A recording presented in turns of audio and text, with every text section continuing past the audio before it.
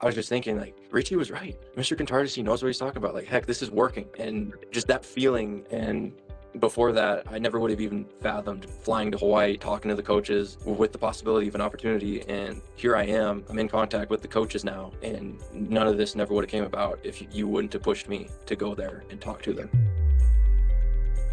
I just want to spend some time and discuss a little bit about you, your experience, and where you're going to be going from here. So I want to start with what sparked your love for football and what were your goals during high school for playing college football? Was it to earn a scholarship? Was it to play college football? What was that like for you? Yeah, I would say the beginning of high school, really, freshman year, I was expected to be a starter. I played on the freshman team, of course, but then the coaches talked about having me come up and play. And I thought I was just going to get offers playing varsity football, which never ended up happening. I got hurt my sophomore year, and junior year, I didn't even play running back. Didn't play the position I would play in college. And those offers, they just never came through. So that's what I expected with high school, getting an offer. And then a love for the game really just started as soon as I played. I mean, flag football, my parents have video of me as a little kid, just like absolutely running kids over, and I would get in trouble for it. And that's when they started talking about, Matteo needs to be wearing pads, playing tackle football. And that's where the love of the game really showed up. And then as soon as I threw that helmet on, got some pads, and you couldn't take me off the field. I'm a 2024 running back from Helena, Montana. I go to Capitol High. That's in the AA division in Montana. It's the biggest we've got here, and there's 16 teams, so I play in the Western Division. Got it. Okay. And your dream was to play college football. Like, what was the goal for you when it came to college football out of high school? Like, before high school started, I thought there were going to be coaches coming to me saying, hey, we like the way you play. And I always wanted to play for either Hawaii, Montana State, and I grew up watching Carroll as well, right here in my hometown. And I thought I'd have offers and thought that I'd go to one of those schools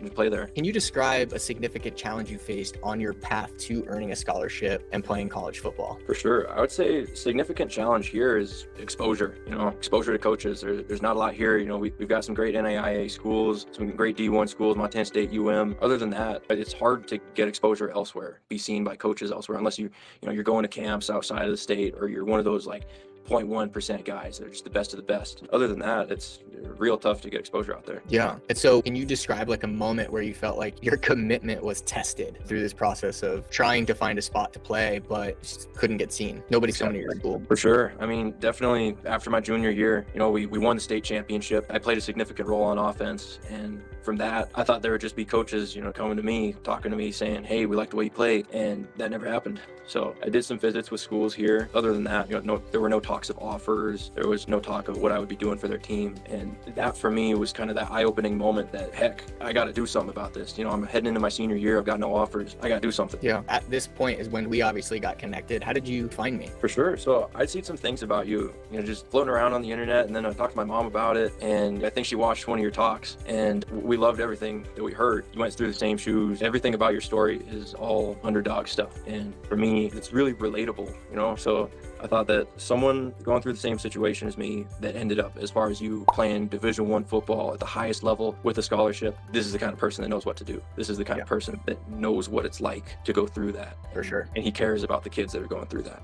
So yeah, that's what really made me look towards you. That's awesome, man. Cool. I appreciate that. Yeah. I mean, so for you, what were some of the things that you felt you've been able to implement and do that helped you get to where you are now, right? Like, I know you have multiple lower level offers. We'll talk about what you're doing with Hawaii, which is absolutely amazing. But what were some of the things that you did after we met that started getting you moving in the right direction quickly? For sure. With you, I would definitely say developing just my confidence and my abilities. I thought that because I wasn't getting any exposure to these big schools that I always wanted to go to, that I'm not good enough. And working with you, I've realized it's not that I'm not good enough, it's that they don't know who I am. And then working with you, confidence and reaching out, before working with you, Mr. Contartesi, I never would have cold called an athletic department of a school.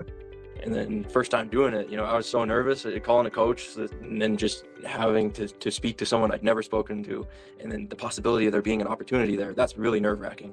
And before working with you, I never would have done that. Yeah, for sure. It's definitely one of the hardest things to do is sell yourself, right? It's easy to sell products, right? I know you do Windows stuff in your business, right? You get rejected in that, it's like whatever. But when you get rejected for you, it's way harder. So where do you feel you've grown the most over the past 8-9 months or so? I would say I've grown a lot with my communication abilities and then confidence, knowing that I'm going to prepare myself the best for this opportunity. And it's not about what other people say about me. It's not about how many offers I have. It's about my preparation. Yeah. And how many total offers did you end up with? I think there was 2 or 3? I believe 3 as of now. And what were some of the things that you did after we started working together that really attracted these opportunities? Outreach, and then posting about my workouts, posting about what I'm doing every day, what I'm eating, and then outreach. You know, I think it was at one point I was sending 13 emails a day to coaches I don't even know, and every single coach at that school. And that really helped broaden the exposure. I mean, I never would have done that before this. And then afterwards, I was getting emails back from coaches saying, hey, we watched your film. And at one point, I even got an email back from a coach from NDSU. I never thought that would have happened. Yeah. And I definitely credit that to all the outreach that I did. Yeah, dude. I mean, you did it. That's why, like I said, you were so awesome to work with. So for you, Matteo, being a part of Next Play and working with me, was there anything specifically that I did with you that helped you with the outreach, to be consistent, to really have the volume that you really needed to get these opportunities? What did you feel like was the most helpful for you? I would say a few things there. I mean, you definitely helped with accountability. That's a huge thing when going through this. I mean, if there's an athlete just doing outreach on their own, it can be really discouraging when you email a bunch of schools and you get nothing back. Working with you though, you know, you walk the walk, you've been through all this, and every week you worked with me and you worked with the other athletes, letting us know like it's all part of the process. Getting rejected is a part of the process, and it's only going to make you better. Yeah. No, totally, man. I love that.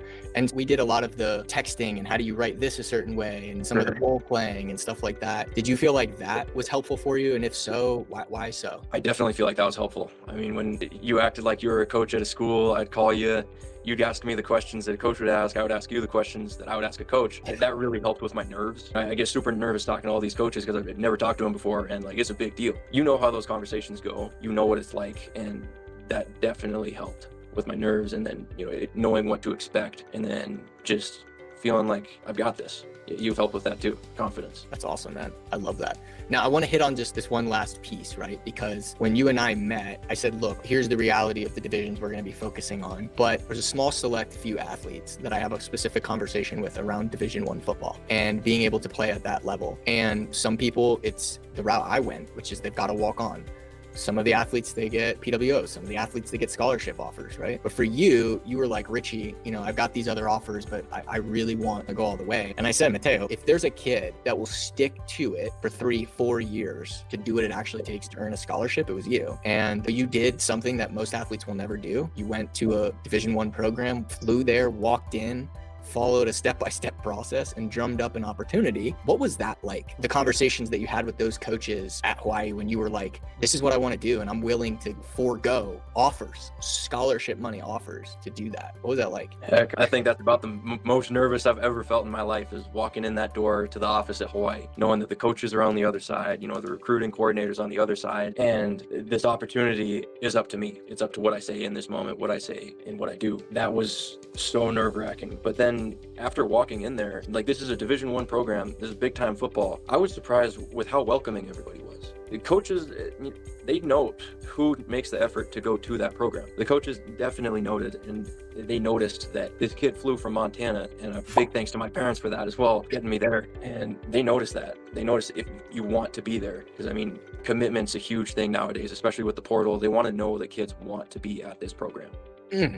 So true. So what was the experience like though? How did you feel? Like, are you happy you did it? Because when we first talked, going to Hawaii was like a pipe dream kind of thing. And now you're going there. So when did you realize like, hey, I'm going to walk in the front door of this Division I program and actually go get what I want? What was that like, that feeling? And then what was it like after? Man, I mean, walking in there, the thought that was running through my mind is like, this is crazy. What am I doing? And then as I was walking with the strength coach, he took the time to tour me around the campus, show me all their facilities. I was just thinking like, Richie was right. Mr. Contartesi knows what he's talking about. Like, heck, this is working. And just that feeling, one of the best feelings ever is, man, this is working. And before that, I never would have even fathomed flying to Hawaii, talking to the coaches with the possibility of an opportunity. And here I am, I'm in contact with the coaches now. And none of this never would have came about if you wouldn't have pushed me to go there and talk to them. Well, when we met last summer, did you believe like you were going to play Division I? Not at all. When we met last summer, I was nothing against small football, like small school football. Heck, there's great football at NAIA and D3 levels, but I thought I was just going to be staying home, walking on at the NAIA school that's in my hometown, because that's all I've ever known. Yeah. And then after working with you, you've come so far. What ambitions do you have for your college career? Like, you've been through this, you've developed as a communicator, you've learned sales, you've learned marketing, you run your own business too, which is amazing. I think that's super cool. Now that you have these new skills, and like, what's your goal with Hawaii? And now like a new belief system too of what's possible for you. Sure. You know, what do you want to accomplish there? I like to take it step by step. I do have big goals all the way up there right now, but the biggest goal is to eventually be a leader on a Division I football program team and be playing big time football, being a leader and making a difference. I love that, man. Okay, so my last question, Matteo. What advice would you offer to athletes that were in your same position, you know, whatever that was almost a year ago, and are thinking about potentially working with myself and Next Play? What advice would you have for them? Wow. That's a big one. I would say listen to that voice that's in here, that voice that's in your heart. There will be people all around telling you, hey, you know, you're never going to play Division I football. You're not going to play college football. You're not good enough. And I heard all that. But the biggest thing is really what you have done to prepare yourself and what you do to get yourself out there. Yeah. You're in control. Exactly. You're in control of your own story. It's not what other people say about you. It's what you do. Yeah. And if someone's thinking about working with me and they're unsure, they're like, well, I don't know what it would be like working with Richie, what would you share with them? I would say trust in Mr. Contartesi. And trust in the process. Yeah, I love that. Awesome. He knows what he's doing. He's been through all of this. He's walked in our shoes and he knows what to do. That's awesome, man. I really appreciate that. It's been an absolute pleasure working with you, man. And I'm excited to continue the journey with you over the next 4 to 5 years and watch you run out of the tunnel at some of these schools, hopefully right by me here, but definitely at Hawaii, and take a carry to the house. That would literally make my year. Yes, sir. But you believe it's possible and you're going to make it happen. So I'm excited for you, man. Thank you. Awesome. It's been a pleasure working with you as well. Awesome.